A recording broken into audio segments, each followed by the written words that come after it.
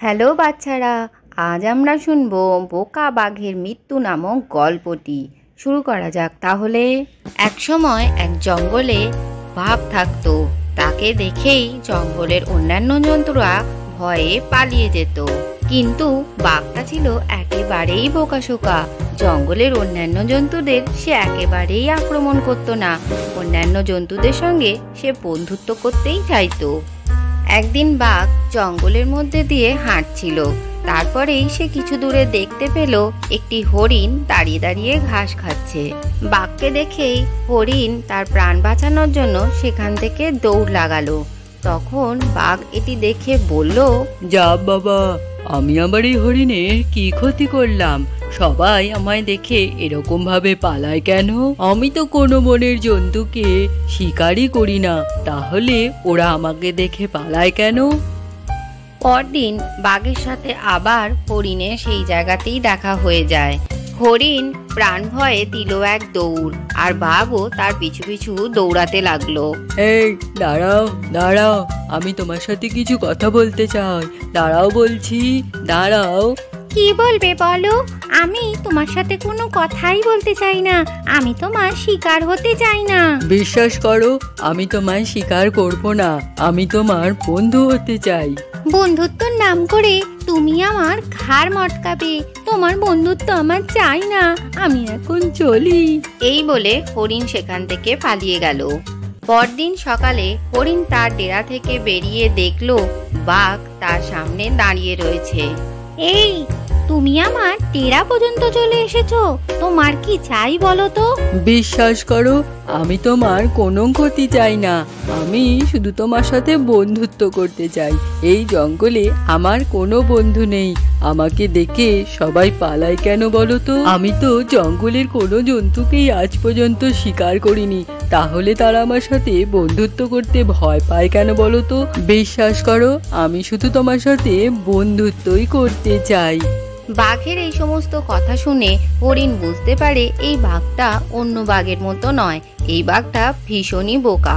তখন হরিণ তাকে বলে, ঠিক আছে, আমি তোমার বন্ধু হব, কিন্তু তার আগে আমার একটা শর্ত আছে। তুমি যদি সেই শর্ত মেনে নাও তবেই আমি তোমার বন্ধু হব। এই শর্ত বলো, আমি তোমার সব শর্তেই রাজি। আমি তোমাকে আমার বন্ধুর কাছে নিয়ে যাব। সে যদি তোমার সাথে আমার বন্ধুত্ব করতে বলে তবেই আমি তোমার সাথে বন্ধুত্ব করব। ঠিক আছে, তুমি যেখানে আমাকে যেতে বলবে আমি সেখানেই যেতে রাজি। এরপরে বাঘ হাঁটতে হাঁটতে হরিণের পিছু পিছু চলে এলো। এই তো আমরা চলে এসেছি, তুমি এখানেই দাঁড়াও, আমি আমার বন্ধুর সাথে কথা বলে আসছি। এরপর হরিণ সেখান থেকে চলে গেল এবং গুহার ভিতরে ঢুকে এলো। কি রে, এত সকাল সকাল এখানে? না, তেমন কিছু নয়, তোমার সাথে আমার একটু জরুরি কথা আছে। কি বলবি বল। একটা বোকা বাঘ আমার সাথে বন্ধুত্ব করতে চায়। বেশ কিছুদিন ধরে সে আমার পিছু পিছু ঘুরছে। সে বলছে সে শুধু আমার সাথে বন্ধুত্বই করবে। বাঘ আবার কখনো বোকা হয় নাকি? বন্ধু, তার কথা শুনে মনে হলো সে খুবই বোকা। শোন, ভুলিয়ে ভালিয়ে ও তোকে ওর বন্ধুদের কাছে নিয়ে যাবে, তারপরে তোকে শিকার করে নেবে। তুই ওর ফাঁদে একেবারেই পারিস না। বাঘ কখনোই বোকা হতে পারে না। তোকে ওরা ঠিক মেরেই ফেলবে। তোকে হয়তো মারতে সাহস করছে না।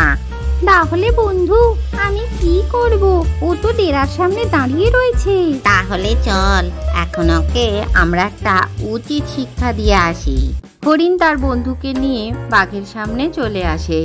কি ব্যাপার, তুমি নাকি ওর সাথে বন্ধুত্ব করতে চাও? হ্যাঁ, আমি ওর সাথে বন্ধুত্ব করতে চাই। এই জঙ্গলে আমার কোনোই বন্ধু নেই। তাহলে তোমাকে তো একটা পরীক্ষা দিতে হবে বাঘ মহাশয়। তুমি ওর বন্ধু হওয়ার যোগ্য কিনা সেটা দেখে নিতে হবে না? হ্যাঁ চলো, আমি সব ধরনের পরীক্ষা দিতে রাজি আছি। চলুন তাহলে আমাদের সাথে। বাঘকে নিয়ে তারা একটা পাহাড়ি জায়গায় চলে আসে। তখন হরিণ বাঘকে বলল, দেখুন, আপনি যদি ওই পাহাড় থেকে এই পাহাড়ে লাফ দিয়ে আসতে পারেন, তাহলেই বুঝবো আপনি ওর সাথে বন্ধুত্ব করতে চান। কি পারবেন তো? হ্যাঁ, আমি পারবো। তারপরে বাঘ কোনো কিছু চিন্তা ভাবনা না করেই পাহাড়ের ওপরে গিয়ে উঠে দাঁড়িয়ে পড়ল আর এক লাফ দিল অন্য পাহাড়ে যাবার জন্য। কিন্তু দুই পাহাড়ের মাঝে এতটাই দূরত্ব ছিল যে বাঘ অর্ধেক এসেই নিচে পড়ে গেল। এত ওপর থেকে পড়ে বাঘ খুব আঘাত পেল আর সেখানেই তার প্রাণ হারালো। হায় হায় হায়, এ কি হলো? বাঘ তো সত্যি বন্ধুত্ব করতে এসেছিল, আমার জন্য তো বাঘের প্রাণটাই চলে গেল। তখন হরিণ নিজের ভুল বুঝতে পারলো এবং সে কাঁদতে শুরু করলো। আজকের গল্পটি থেকে কি শিখলে বাচ্চারা? কোনো কিছু পাবার জন্য এমন কিছু করা উচিত নয় যাতে নিজের জীবন চলে যায়। ভিডিওটি ভালো লাগলে চ্যানেলটিকে লাইক ও শেয়ার করে সাবস্ক্রাইব করে দিও।